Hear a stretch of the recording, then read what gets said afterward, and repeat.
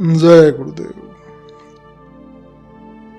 अब तक आपने पहले सुना कि गुरु भाई सुभाष चंद्र टगोत्रा जी किस प्रकार से गुरु की तलाश में यहाँ वहाँ भटकते हैं और इसी सिलसिले में वे अपने दोस्त के साथ एक भारती बाबा से जाकर मिलते हैं जो कि एक तांत्रिक था और काफ़ी दुख उठाते हैं।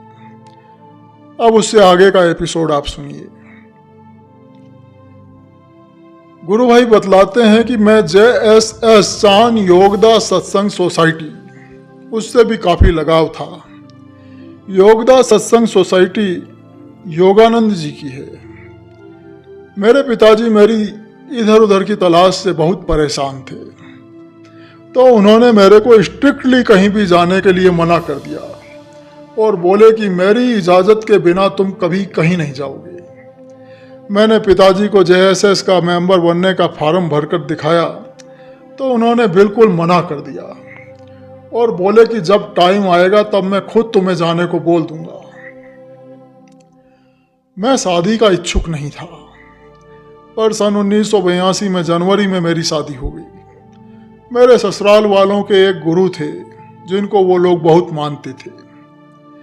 एक बार जब मैं अपनी ससुराल गया तो मेरी पत्नी और मेरा साला गुरु के पास मुझे लेकर गए। घर के पास ही उनका आश्रम था। वहाँ पर पहले से ही काफ़ी लोग बैठे हुए थे। मुझे गुरु की तलाश तो थी ही और मैं यही सोच कर गया था कि शायद यहीं मेरी तलाश खत्म हो जाए। इसलिए मैं पूरे मन से मैंने उनको प्रणाम किया और बैठ गया। मेरे को ये पूछने लगे कि कभी किसी साधु महात्मा से मिले हो, कभी भगवान को माना है। मैं कुछ बोलता कि इससे पहले ही मेरा साला बोल पड़ा कि महाराज जी ये नया है, पहली बार किसी से मिल रहा है, ये क्या जाने महात्माओं को। तो ये बात सुनकर वहाँ सब लोग हंस पड़े। मैं चुपचाप बैठा रहा। महात्मा जी इधर उधर की खूब बातें करते रहे, अपनी मान बढ़ाई की और न जाने क्या क्या। मैंने ये किया, मैंने वो किया, लोग मुझसे डरते हैं।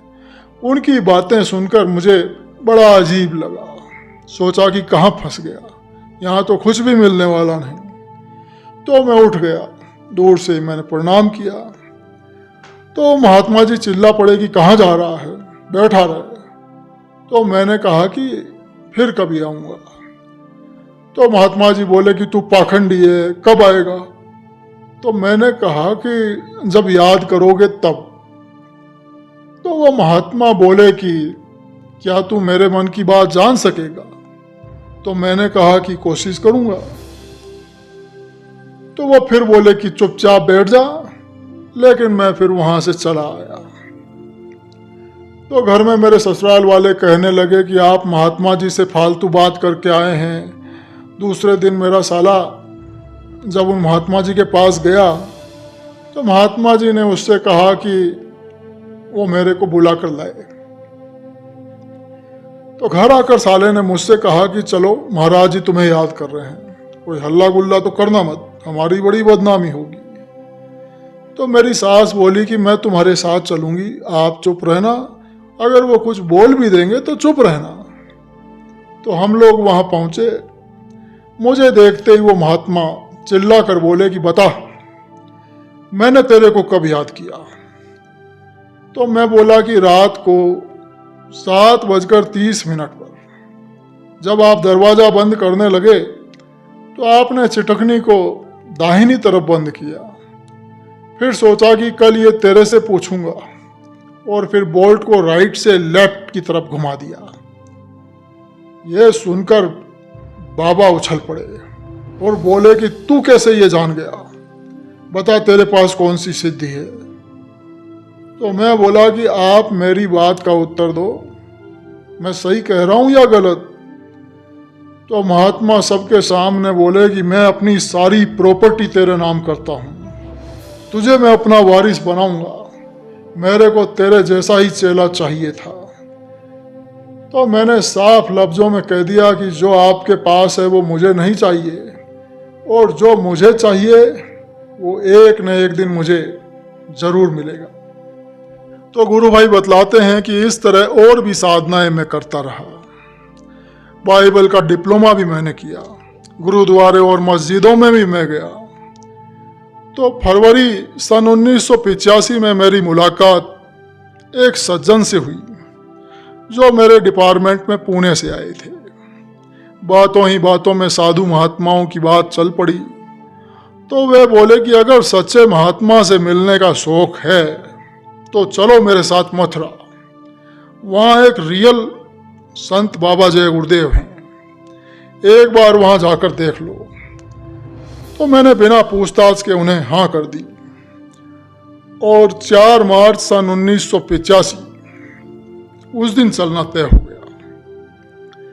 मेरे पिताजी ने बिना पूछे कहीं भी जाने का मुझे मना कर रखा था, इसलिए 4 मार्च को सन 85 में मैं और मेरा दोस्त घर आए और मैंने पिताजी से बाबा जय गुरुदेव जी महाराज के पास जाने की इच्छा प्रकट की। तो पिताजी बेझिझक मान गए। तो शाम की ट्रेन से हम लोग रवाना हो गए। दूसरे दिन दोपहर को करीब 2 बजे तक हम आराम से मथुरा पहुंच गए। तो जो साथी मेरे साथ थे उन्होंने परम पूज्य स्वामी जी महाराज से मिलवाया और मेरा परिचय करवाया। स्वामी जी महाराज बहुत प्रसन्न हुए और उस मेरे साथी को मुझे यहाँ लाने की बहुत शाबाशी दी। मैं संत महात्माओं के यहाँ के तौर तरीके जानता नहीं था। मैंने सीधे सामने से चरण स्पर्श करने चाहे तो स्वामी जी महाराज साइड हो गए। फिर जब मैं खड़ा हुआ तो मुझे भी उन्होंने शाबाशी दी। हम दोनों नहाकर भंडारे में गए, खाना खाया और फिर मेरा दोस्त जो साथ में था दादा गुरु महाराज की समाधि मंदिर मुझे दिखाने के लिए लेकर गया। समाधि पर जब मैंने मत्था टेका तो मुझे अनुभव हुआ, मैं बयान नहीं कर सकता, बयान किया ही नहीं जा सकता। मैं समझ गया कि आज मैं सही जगह पहुंच गया। मैंने सत्संग सुना, नामदान लिया, रास्ता पाक साफ है ये समझ गया। जिस दिन घर जाना था तो मैं दर्शन की लाइन में बैठा हुआ था, लंबी कतार थी। तो एक इच्छा मन में उठी कि अगर यही कुल मालिक हैं, शहंशाहों के शहंशाह साक्षात परमात्मा हैं, तो मेरा पता ठिकाना मुझसे पूछें। तो गुरु भगवान सबके सिर पर आशीर्वाद हाथ रखते हुए जब मेरे सामने पहुंचे तो मैंने उनसे घर जाने की अनुमति मांगी। तो गुरु महाराज ने अपने साथ चल रहे प्रेमी से कहा कि इन्हें ऑफिस में ले जाओ और इनका पता ठिकाना लिखकर लेकर आओ। ये सुनकर मेरी तो टांगें कांपने लगी कि ये तो वाकई कुल मालिक हैं। शाम की ट्रेन से मैं और मेरा दोस्त वापस रवाना हो गए, लेकिन मन में एक विश्वास जग गया।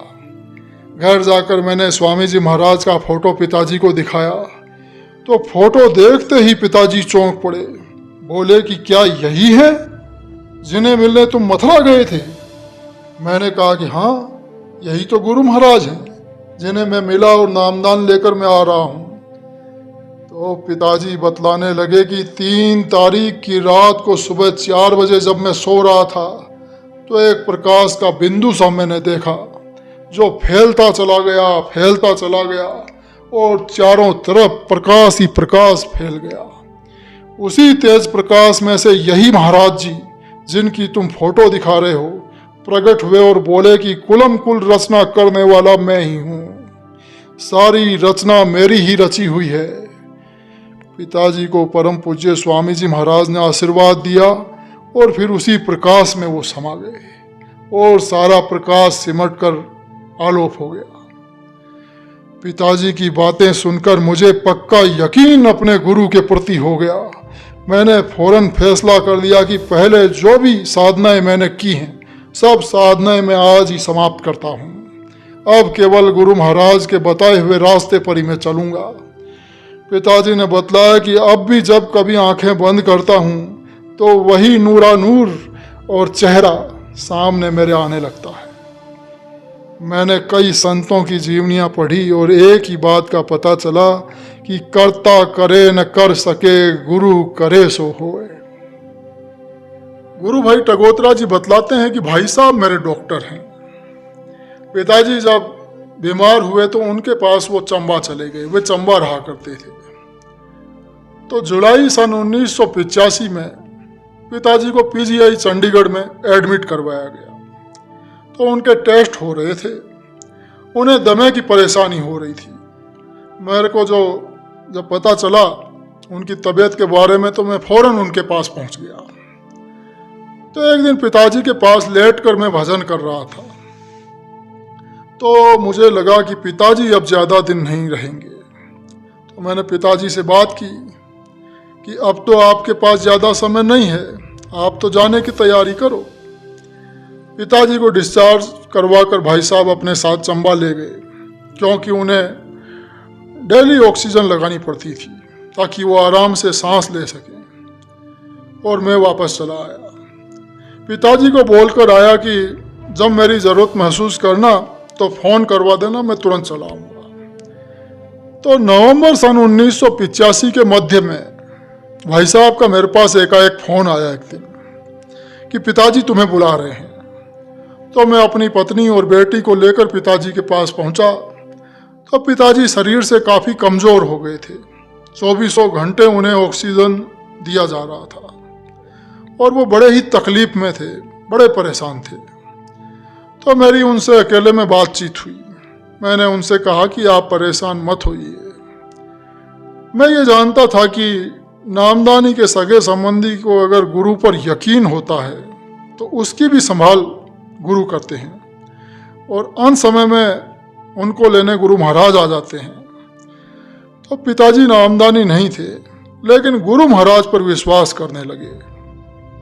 मैंने उन्हें यह भी समझाया कि मेरे शारीरिक पिता तो आप हो, लेकिन मेरे आध्यात्मिक पिता बाबा जी हैं, तो आप दोनों में संबंध हो गया।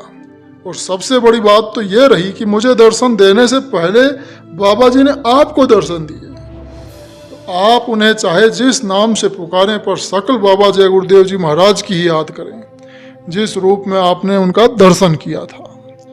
तो पिताजी मेरी बात मान गए और बाबा जय गुरुदेव जी महाराज का ध्यान करने लगे। ऐसा करने से उनको स्वामी जी महाराज का साक्षात दर्शन हुआ, जैसा कि उन्होंने बताया।